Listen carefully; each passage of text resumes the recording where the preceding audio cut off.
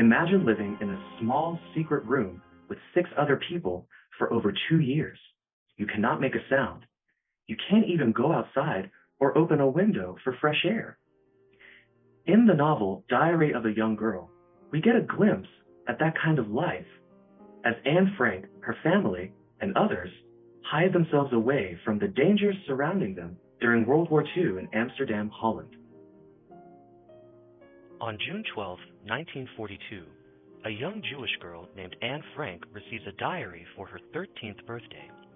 She's thrilled with the present and begins writing in it straight away, addressing many of her entries to an imaginary friend named Kitty. Anne explains that although her family is from Frankfurt, Germany, she now lives in Amsterdam, Holland with her mother, Edith Frank, her father, Otto Frank, and her older sister, Margot.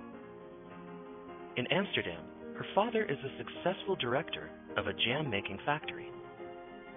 Anne leads a normal, happy life until her family is forced to go into hiding when Margot receives a call-up notice from the Nazis.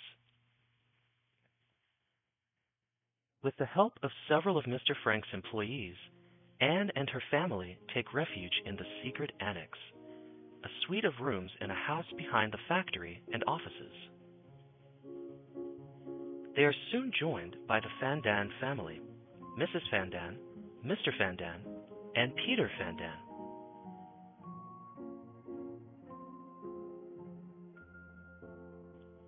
Life in the annex wasn't perfect because it was such a small place. There were arguments, especially between Mr. and Mrs. Van Daan.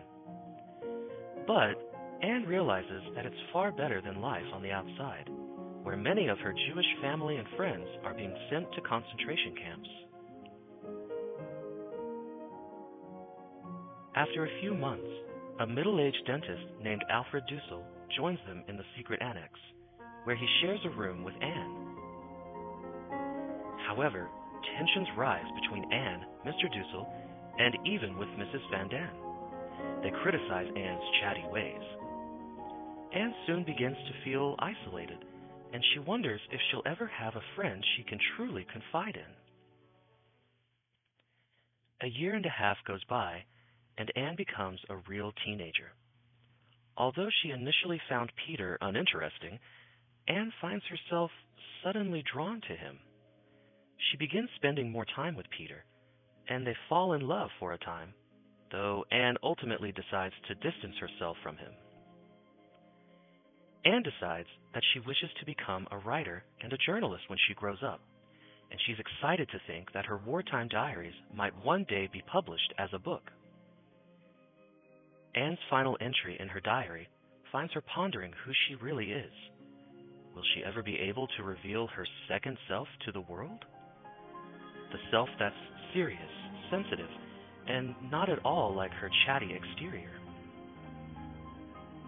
The diary ends abruptly in August 1944. Anne, her family, and all who were hiding with them in the secret annex were betrayed by someone who told the Nazis where they were.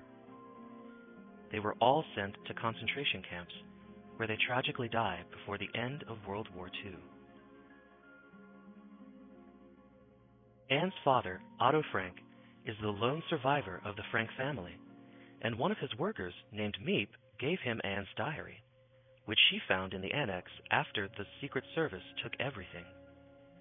He then had it made into a book that has since become a worldwide bestseller. Anne writes many beautiful and profound thoughts in this book, which is why it was one of my favorites to read when I was in school. And I hope you enjoy it too. See you later.